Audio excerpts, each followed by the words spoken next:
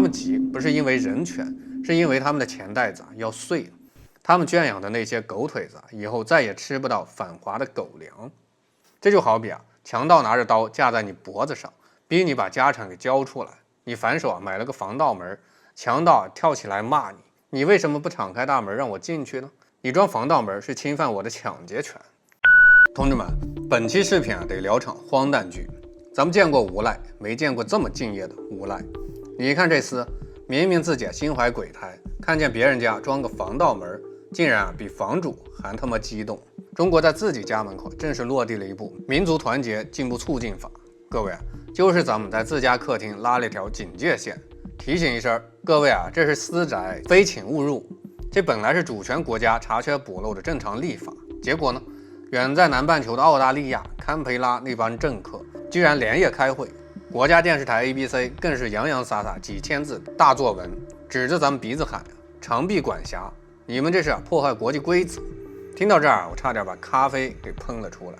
这让我想起道德经里一句话，知我者谓我心忧，不知我者谓我何求。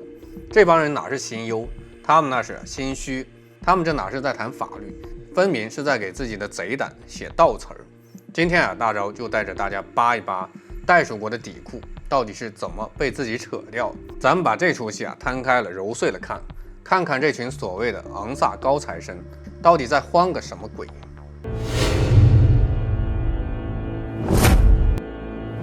我是白饭大招，欢迎来到老友记。铁子们，咱们得讲讲理，什么是长臂管辖？那是美国那一套，今天制裁这个，明天冻结那个，手伸得比谁都长，那是典型的强盗逻辑。可你看澳大利亚，今年5月份，那个国库部长查莫斯手里晃着一部1975年的老黄历法律，对着咱们北方矿业那16亿股说，限你14天无条件清仓滚蛋，连个让你申诉的机会都没有。这是什么？这叫明火执仗的抢劫。这就好比强盗拿着刀架在你脖子上，逼你把家产给交出来。你反手买了个防盗门，强盗跳起来骂你，你为什么不敞开大门让我进去呢？你装防盗门是侵犯我的抢劫权。论子曰君子坦荡荡，小人长戚戚。这帮人干的就是小人的事儿，摆出的却是卫道士的脸。他们一边搞着最极端的排外政策，一边还在议会大厅里搞什么华裔忠诚度测试。试问一个入籍的澳籍华裔，凭什么要在议会大厅里当众辱骂自己的祖籍国，才能证明对方对澳大利亚的忠诚？这哪是听证会，这简直就是现代版的投名状。这种在种族歧视边缘反复横跳的行为，他们还好意思谈人权？这种把双重标准玩到炉火纯青的流氓逻辑，说白了就跟着老美学坏了，想做昂萨高材生，结果连最基本的文明底线都丢了。好，咱们扒皮扒深点。重点来了，为什么一部正常的国内立法能让他们如此气急败坏？难道真的是因为他们爱和平懂法律吗？当然不是，原因只有一个，这道法成了这群二五仔的照妖镜。咱们翻开这部新法，尤其是那个让西方某些势力瑟瑟发抖的第63条，它打击的是什么？是那些在境外搞组织、搞资助、实施破坏中国民族团结、制造国家分裂的违法犯罪行为。你如果只是去旅游、去留学、去带货，你就算把法律全文贴在脑门上，你也感觉不到它的存在。那么为什么堪培拉那帮人要替那些暴恐分的教区？这就像是水浒传里梁中书看生辰纲，他们怕的不是法，是那条红线一旦拉起来，以前那种境外遥控、境内点火的生意经就彻底凉了。长期以来，澳大利亚成为了某些人的避风港。他们在外赚着反华的脏钱，一有风吹草动就往堪培拉跑，申请政治庇护，在当地吃喝玩乐，继续摇唇鼓舌。以前他们觉得隔着浩瀚的太平洋，中国拿他们没辙。现在好了，法律的高压线通上了电，这群躲在阴暗角落里金主、黑手、线头，突然发现探照灯直接打在了他们脸上。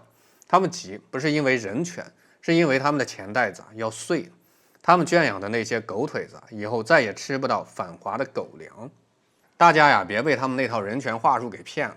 咱们讲讲股，看看国际法惯例。澳大利亚自己有一大堆防范外国干预的法案，美国更有内部臭名昭著的外国代理人登记法。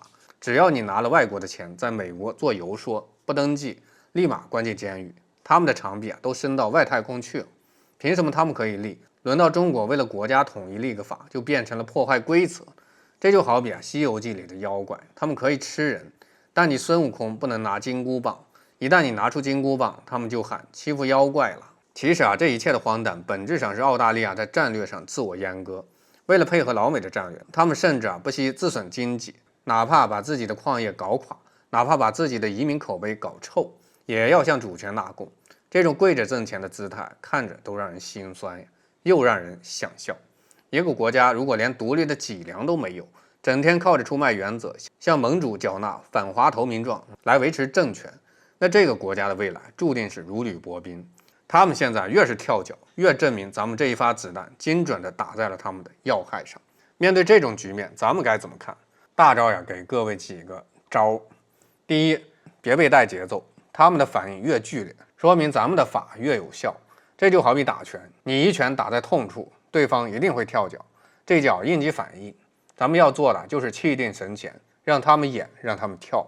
第二，看清本质，别把这看作是中澳关系的问题，这本质上是旧霸权逻辑对新秩序的不适应症。他们还没从我说了算的科幻梦里醒过来，他们以为世界还停留在19世纪的炮舰外交时代，可现实上，中国已经不是那个可以被随意摆弄的中国。第三，保持定力，以技服人。中国的崛起不是靠吵架吵出来的，是靠咱们自己的工业体系、AI 技术以及那一套完整的法治体系。正如《史记》所云：“大治兴邦，不过如此。”我们要有底气。当你强大到足以制定规则的时候，那些跳梁小丑的抗议不过是过眼云烟。咱们的策略应该是把我们的防盗门装得更结实，把我们的电网通上更强的电。只要是合法合规的国际友人来做生意、来科研，咱们欢迎。但如果是披着羊皮的狼，想在咱们的土地上搞破坏，那就对不起了。法律铁拳不分国籍，有来无回。沧海横流，方显正道无双；风云诡谲，终见人心所向。